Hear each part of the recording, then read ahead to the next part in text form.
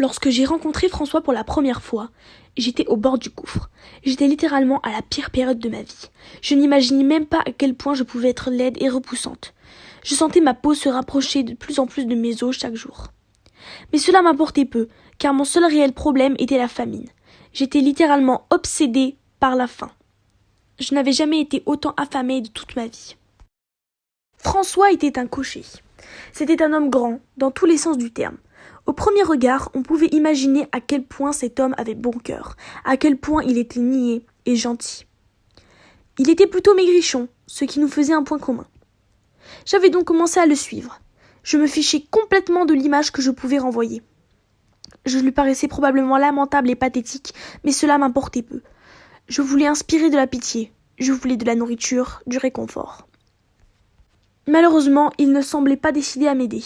Peut-être m'étais-je trompée sur son compte ? Il me cria dessus, mais je n'étais pas décidée à baisser les bras. Je me fiai à mon instinct. Je m'éloigna simplement de quelques pas. Puis, je me planta sur mon derrière. Il s'arrêta. J'attendis qu'il reprît sa marche et je continuai à le suivre. Il prit par la suite enfin pitié en ma faveur. Il m'appela et caressa doucement mon dos. Je n'avais pas ressenti autant de douceur depuis longtemps. Je sus immédiatement que j'allais être accueillie, adoptée, mais surtout nourrie. Une vague de joie se déferla dans l'entièreté de mon corps. Je me mis à courir, ce que je n'avais pas fait depuis très longtemps en raison de mon état physique. Il m'installa confortablement sur de la paille dans son écurie. Je n'avais jamais été dans un endroit aussi confortable. Je me sentais à jamais redevable envers François. La meilleure partie de ma rencontre avec François fit quand il alla me chercher du pain. Je lui mangeai en seulement quelques secondes. Une fois repu, je m'assoupis. Cette nuit fut une des meilleures de ma vie. Le lendemain, il fallut que François demande à ses maîtres s'il pouvait me garder. Je savais qu'il était stressé car je sentais une abondante odeur de transpiration autour de lui. Ses mains étaient moites, mais finalement les maîtres acceptèrent. Le temps passa, je repris de la masse et beaucoup de chiens des environs vinrent à ma rencontre. Plus le temps passait, plus je m'attachais à François. Et je sais bien que lui aussi s'attachait à moi. Nous étions inséparables. Il me nomma cocotte. Il m'avait même confectionné un collier magnifique en cuir rouge que j'adorais. Il ne me serrait pas et n'était pas non plus trop lâche. Il disait que cela permettait qu'on me reconnaisse et qu'on sache à qui j'appartenais. Je fis plusieurs portées de chiots avec les chiens des environs, mais les maîtres de François en étaient agacés. Ils lui demandèrent de se débarrasser de moi. François était plein de peine. Il me confia à un voiturier qui avait pour mission de m'abandonner dans la campagne de l'autre côté de Paris. Lorsque François m'eut laissé à ce voiturier, je sentis qu'il était très triste. Je décida donc de revenir le soir même. Quelques jours plus tard, François décida de me laisser à un chef de train qui avait pour mission de me lâcher à l'arrivée de son train qui se trouvait à plusieurs kilomètres de notre maison. Encore une fois, je ressentis la peine de François et je revins 3 jours plus tard. J'étais exténuée mais j'avais fait tout cela pour François car je savais qu'il en valait la peine. Les maîtres de François n'insistèrent pas. Je sentais que François était ravi. Mais les chiens des environs revinrent plus nombreux, plus acharnés que jamais, ce qui les enragea.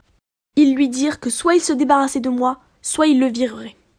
François, très courageux, décida d'aller préparer sa malle.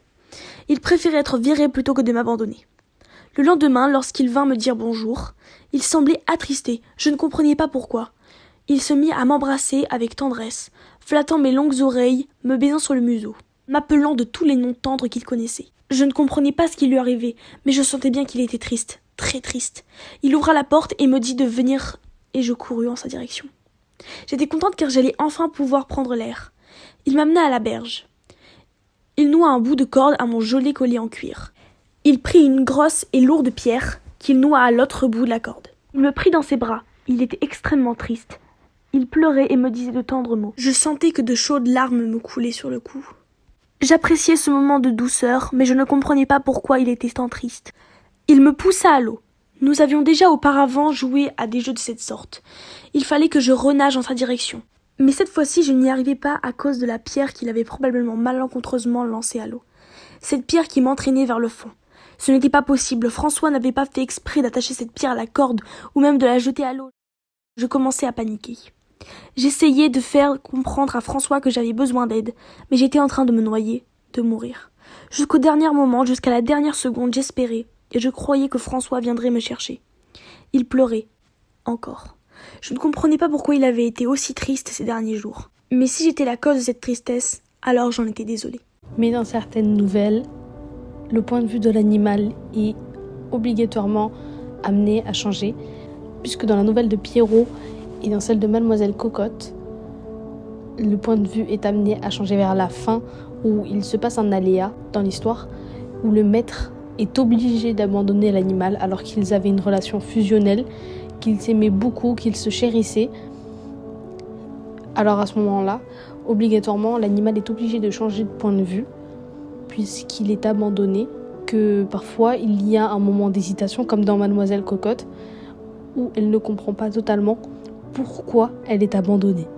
De même pour Pierrot, il est abandonné dans un puits, tout simplement car sa maîtresse ne pouvait plus le nourrir. Et ensuite, il y a une très grande description très désagréable du sentiment et de comment se passe l'événement sur l'abandon.